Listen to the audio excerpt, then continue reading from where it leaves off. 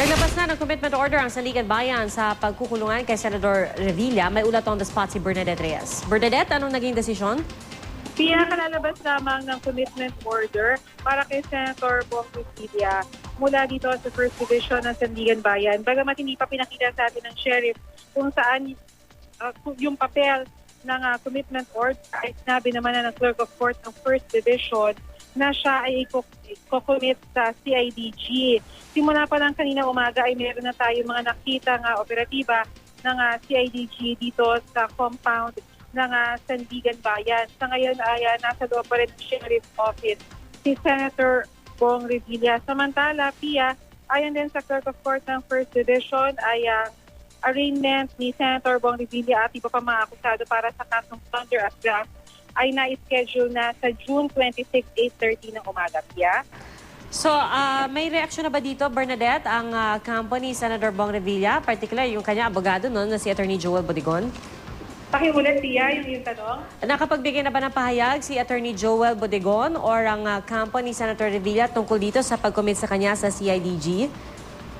Pia, hindi pa natin ngayon nakukunan ng pahayag yung kampo ni Senator Revilla, maging nung kanyang abogado dahil nasa loob pa sila ng Sheriff's Office. Buhat nung inilabas ng commitment order mula doon sa tanggapan ng First Division patungo dito sa Sheriff's Office, ay wala pa tayo nakikita na sino man mula sa partido ni Senator Revilla. Pero sa ngayon, may nakikita ka na bang movement, Bernadette? Kung sa commitment order nakalagay na sa CIDG siya dadalhin, may tansya ba kung anong oras siya lilipat? Or kung anong oras siya babiyahe mula sa Sandigan Bayan papuntang CIDG? Pia, wala pa tayong information kung anong oras lalakad mula dito sa Sandigan Bayan si Senator Revilla kasama yung mga taga-CIDG. Pero simula pa lang kaninang umaga ay nakaredy na yung mga tauhan ng CIDG dito sa compound ng Sandigan Bayan. Yeah? Marami ba yung mga taga-CIDG na nag-aabang dyan, Bernadette? Kasi syempre kapag na-turn over na sa kanila si Senator Bong Revilla, anong klaseng seguridad or gano'ng kahigpit yung seguridad na ibibigay nila or ipatutupad nila para kay Senator Revilla? Oo, Pia, talagang kapansin-pansin yung presence dito ng CIDG. Meron sila rin service na rin dito sa may likurang bahagi ng Sandigan Bayan.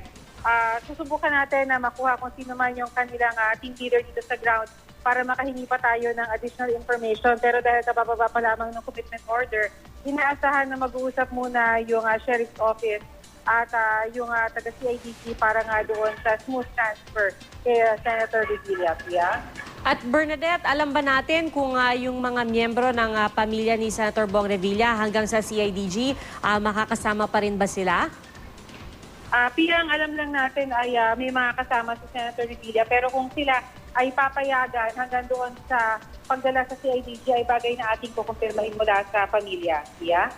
Maraming salamat, Bernadette Reyes.